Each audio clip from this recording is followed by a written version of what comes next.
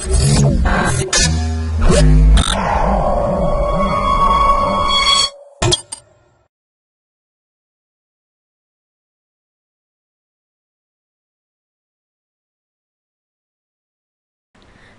welcome to myprojectbazaar.com. Now we are going to see the title towards the scheduling of access requests in cloud storage. Cloud computing is a new distributed computing paradigm for on-demand and dynamic provisioning of computing resource to potential end users by using virtualization and internet technologies.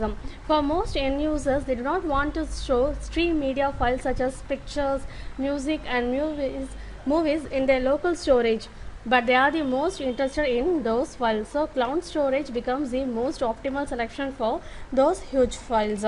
Because of the physical distributed storage in cloud, most of cloud storage use virtualization technology for the best use of the resources.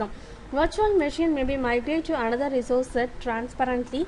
Generally, access requests from end users are continuous and scheduler typically returns unavailable to end users in such situation. It makes no sense if storage cannot provide high durability. The main purpose of this paper is to provide an overview of the scheduling system architecture for cloud storage environment.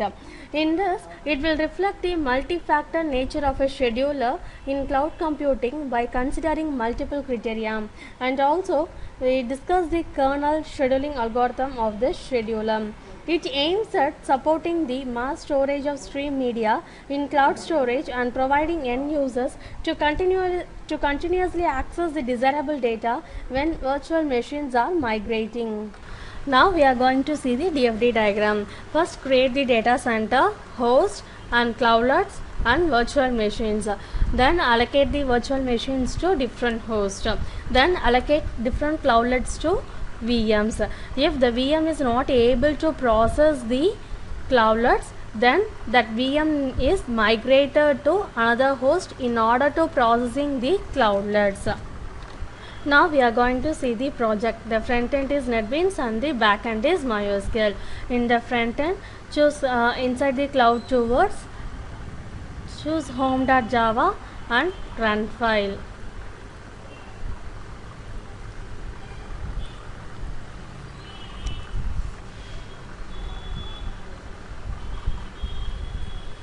Process.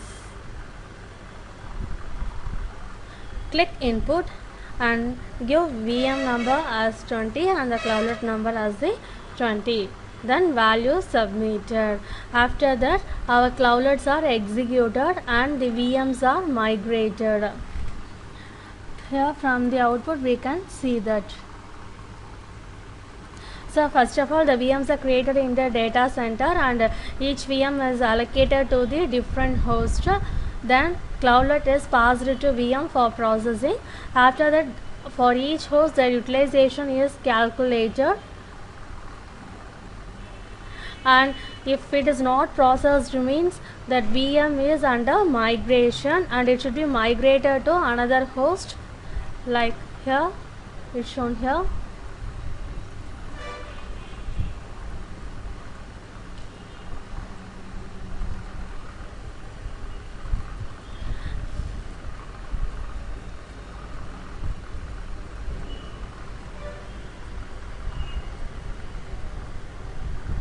Finally, we are getting the cloudlets ID and their status and the resource ID, in which VM they are running.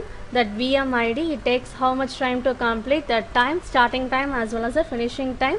Finally, we are calculating total simulation time, energy consumption, number of VM migrations, number of SLA violations. SLA violations means service level agreement violations, and overall SLA violations.